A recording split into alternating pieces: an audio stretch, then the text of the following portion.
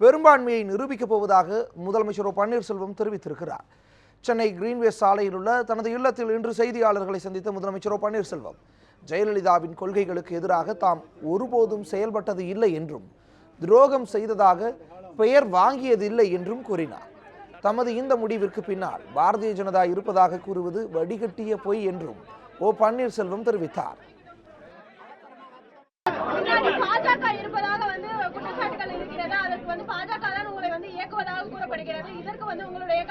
அது வடிகட்டிய பொய், உண்மைக்கு மாறான தகவல்.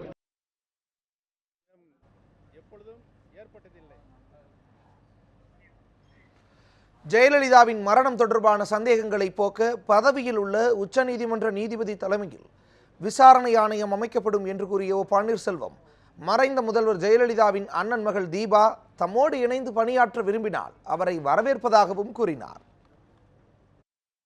மாண்புமிகு இதயதேவம் புரட்சி தலைவி அம்மாவுடைய உடல்நிலை பற்றிய சந்தேகங்கள் இன்றைக்கு பரவலாக நாட்டு மக்களிடையே அவருடைய இதயங்களிலே இருக்கிறது.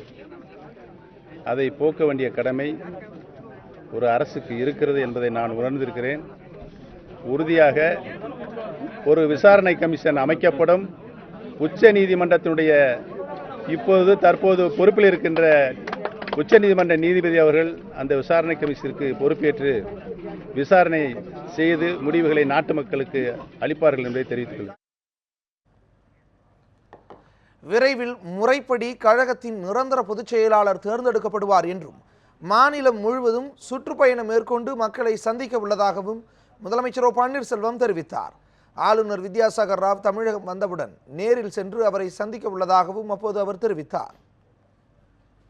கழகத்தினுடைய பொதுச் செயலாளர்களுக்கு ஒரு அசாதாரணமான சூழல் ஏற்பட்டு உடனடியாக பொதுச் செயலாளர் தேர்ந்தெடுக்கப்பட வேண்டும் என்று சொன்னால் கழகத்தினுடைய பொதுக்குழு செயற்குழு உறுப்பினர்கள் கூடி அவர்கள் தற்காலிகமாக ஒரு பொதுச் செயலாளர் தேர்ந்தெடுத்து கூடிய விரைவில் நிரந்தர பொதுச் செயலாளருக்கு உரிய தேர்தலை முறைப்படி நடத்தி கழகத்தினுடைய பொதுச் செயலாளரை எடுக்க வேண்டும் என்பதுதான் சட்ட விதி.